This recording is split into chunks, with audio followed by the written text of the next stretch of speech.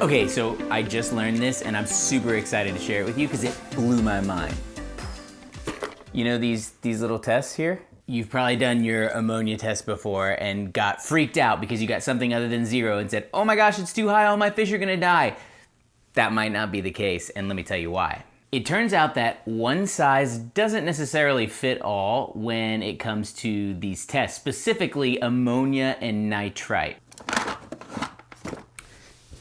Let's put on some science glasses so we can really get into it. So first of all, yes, ammonia is very toxic to fish. It burns their gills. It's really not good for them. However, when you test with one of these API test kits, this ammonia test is measuring total ammonia, TAN, total ammonia nitrogen. Within that TAN, there is free ammonia, the bad stuff, and ammonium, the not so bad stuff. So there's actually a way to compute the amount of harmful free ammonia based on the TAN numbers and the pH of your tank, which you can already test with the same test kit. So the reason this happens, and if you're watching this video, then you're probably curious about why, is because as the pH decreases, as the water gets more acidic, the higher proportion of that TAN is in the toxic unionized NH3 free ammonia form. This chart is all you need to know. Keep this handy.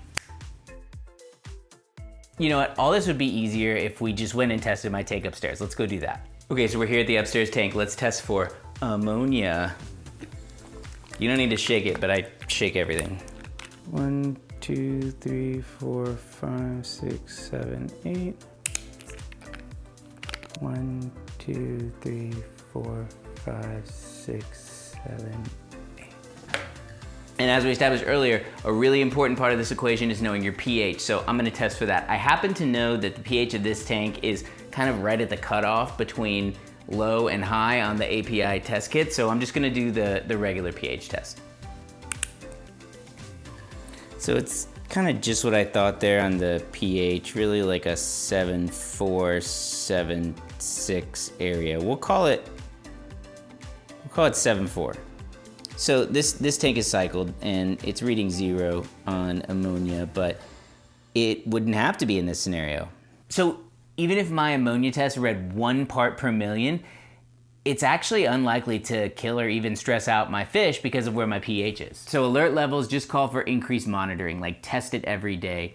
The alarm levels call for about a 50% water change, and the toxic alarms just do a pretty big 75% or greater water change.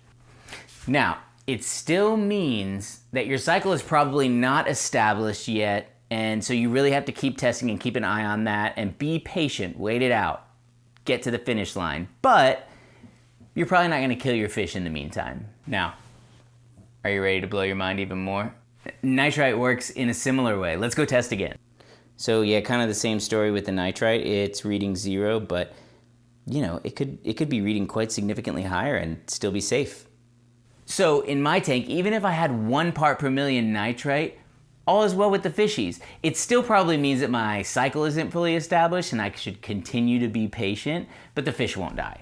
So again, if you're at the alert level, just do a small water change. If you're at the toxic level, do a bigger water change and continue monitoring. Okay, side note, these fish play like little children. Look at how cute.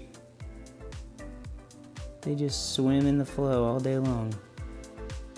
Adorable little guys.